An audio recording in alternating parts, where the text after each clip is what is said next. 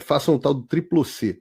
Curta, comenta, porque a integração do chat ajuda muito, e compartilhe. Você pode fazer essas 3 coisas que ajudam o algoritmo a aparecer. Mas eu não estou brincando não, pessoal. Dá uma paradinha agora de 1 segundo e clica no joinha, porque às vezes sabe, essa pessoa já está acostumada a ouvir isso. Não, é importante que você faça isso, porque se você não fizer, inclusive atrapalha o vídeo. Parece que o vídeo é menos relevante. Me conta como é que foi a tua passagem pelo MBL. O que você fez lá e como é que foi? Então, eu surgi quando eu comecei a me interessar por política, no impeachment existiam poucos movimentos que organizavam manifestações. Você tinha lá o Vem Pra Rua, e o Endireita Brasil e outros movimentos.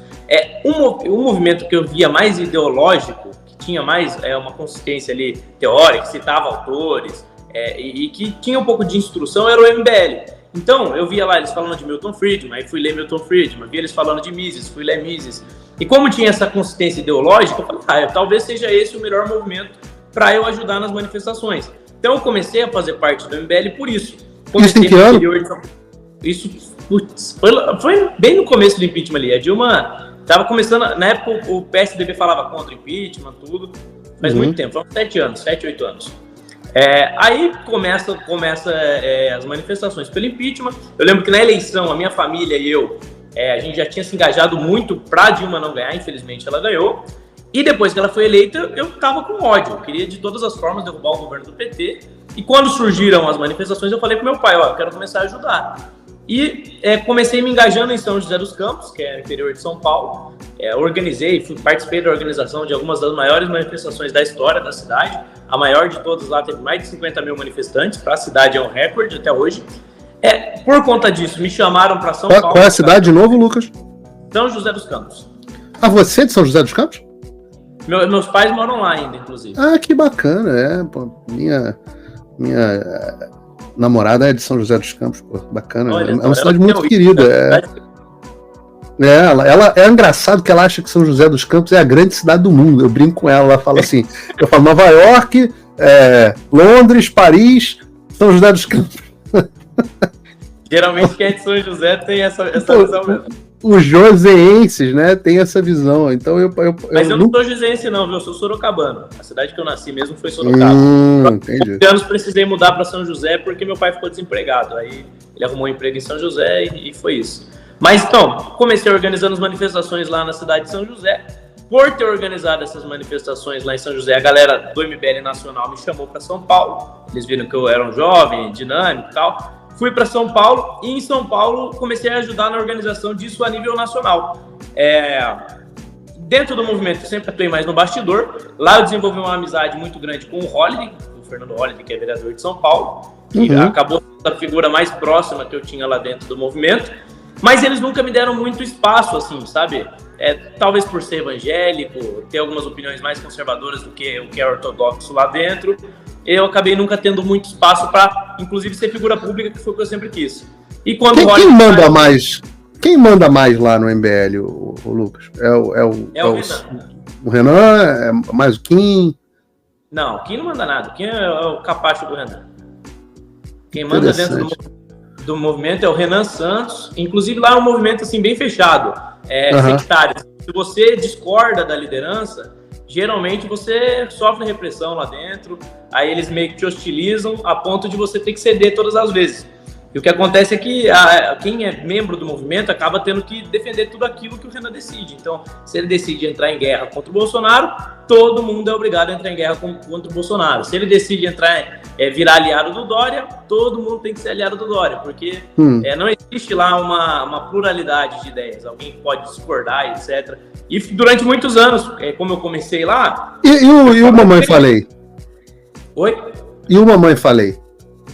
O Mamãe Falei, ele não lidera lá dentro, até por meio que preguiça, assim. Ele não é um cara muito de liderança, mas ele é um cara que é da confiança do Renan e por isso ele é uma das figuras públicas deles lá até hoje. E agora a estratégia que eles têm adotado, que eu percebi estando de fora, mas por conhecer os métodos deles, é colocar figuras novas, pessoas que ainda não estão com a imagem tão desgastadas quanto a do Kim, quanto a do Arthur. Essas figuras novas não se identificam como do MBL tão facilmente, não criticam o Bolsonaro e postam vídeos que agradam a direita. Então, o que tipo acontece? quem? Tipo quem? Fala pra mim. Tem figuras que eu já vi na internet. João Betega, Costenaro, Amanda Vettorazzo, que é de São Paulo, Renato Batista, então, Faustino, deixa eu ver. Até agora nunca ouvi falar de nenhum. Nunca ouviu. Mas nunca ouvi falar. Eles têm vídeos que viralizam, cara.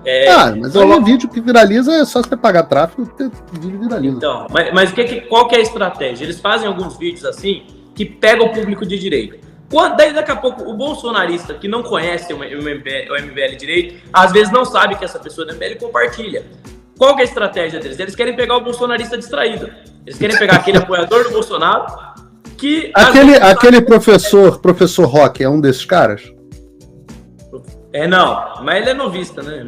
Mas não chega a ser do... Ele é próximo dos caras lá. Me falaram que ele era próximo do MBL, mas eu gosto das coisas que ele posta. Não tudo, obviamente, não tem as mesmas visões geopolíticas, mas é legal ver alguém conversando de geopolítica. Aí eu chamei ele para uma live, ele nunca me respondeu, não. Mas eu tive simpatia por ele, porque ele é um cara que fala de geopolítica, é um cara que conhece, é um cara estudado, e ele faz jiu-jitsu também, que sempre há uma certa irmandade, uma simpatia das pessoas que praticam jiu-jitsu, porque normalmente tem uma mentalidade na mesma direção. E aí eu tive simpatia por ele. Aí, mas a minha audiência quebrou o pau, falando, meu, esse cara é do MBL, não sei o que, blá, blá, blá. Ele já fez muita coisa junto com o MBL, viajava junto com o Arthur e tal. Ele é próximo. Interessante. Mas é bom deixar esse alerta aí, cara. Às vezes as pessoas saem compartilhando vídeo de qualquer pessoa. Chegou um vídeo pra mim, eu compartilho. E não sabe quem é a pessoa, qual a procedência, de qual grupo ela faz parte. E às vezes você tá dando moral e tá fazendo crescer um movimento que é contra os seus próprios princípios. Porque você compartilhando e dando voz pra quem não merece ter voz, entendeu? Pra quem nem te respeita, porque o cara te chama de gado, te xinga, te esculacha e depois você tá dando moral pra esse cara. Então não faz sentido, né? Tanto que na eleição, eles desceram o pau no Tarcísio, aí depois que acabou a eleição, o Guto lá, que é o deputado estadual deles, foi chamado pra base do Tarcísio, pra ser vice-líder do governo. Na hora, eles apagaram todos os vídeos que eles tinham criticando o Tarcísio, tentaram esconder. Aí eu fiz questão de fazer uma edição mostrando o antes e o depois. Eles batendo no Tarcísio e depois afagando o Tarcísio. Porque você vê que é só um jogo de interesses na prática. Eles não foram apoiadores do Bolsonaro porque eles não tiveram o espaço que eles queriam no governo. Simples assim. Mas é isso, né? Motivo nobre, não tem nada de nobre.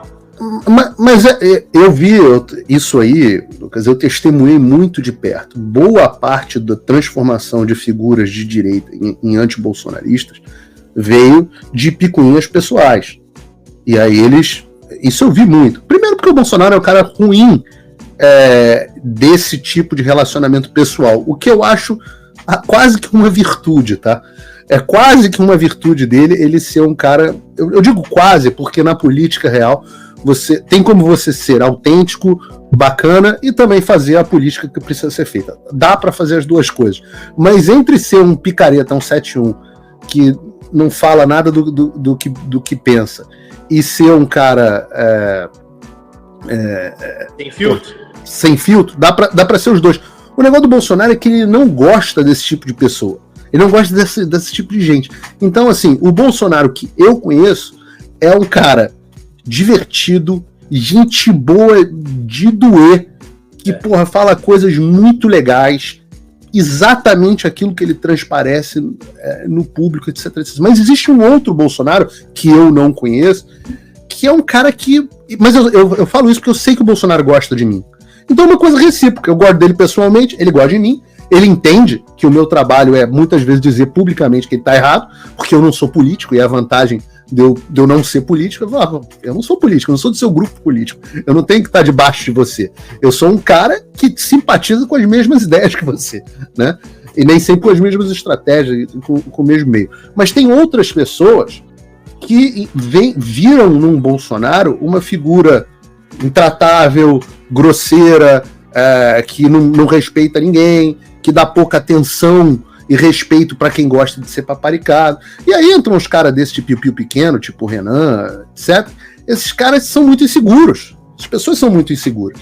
Porque pensa se você não seria inseguro se você fosse o Renan. Você pegou um movimento que em 2000 e... Não estou nem falando só do piu-piu pequeno. que isso aí existe uma doença clínica que você pode olhar, tá? Inclusive nos manuais de medicina e tal. Esqueci o nome agora, como é que é o nome do manual aqui, mas tem até um CID, Código Internacional de Doença, que se chama Síndrome do Piu-Piu Pequeno, que são as pessoas que, sério, você nasceu com piu-piu pequeno, a ciência está tentando fazer alguma coisa contra isso, mas não acharam ainda uma solução, e a pessoa passa a vida inteira insegura.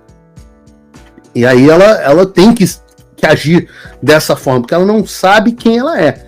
Agora, você soma isso, o fato do cara ter pego um movimento que em 2018 era o maior movimento político do país e ter transformado num movimento que ninguém mais sabe o que é e ninguém nem lembra que existe, você tem que ser competente para fazer isso, não é fácil.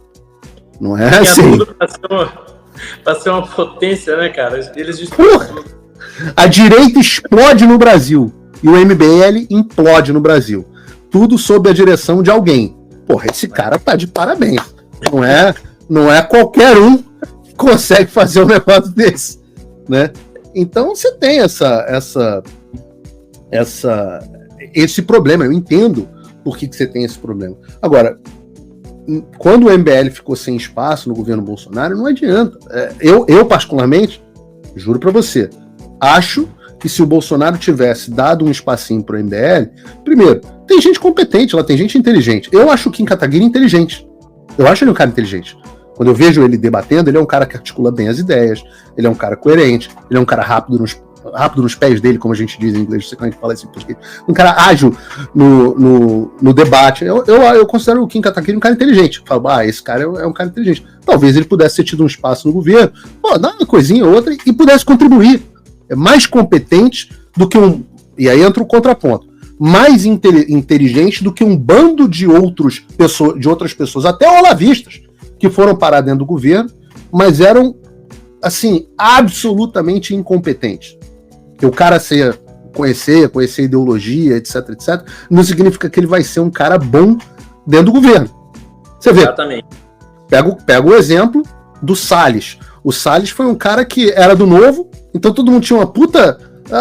Novo, não sei, porra, não sei o quê. E o Salles foi um dos grandes ministros do Bolsonaro, é um dos grandes deputados do Bolsonaro, e se Deus quiser vai ser um grande prefeito de São Paulo.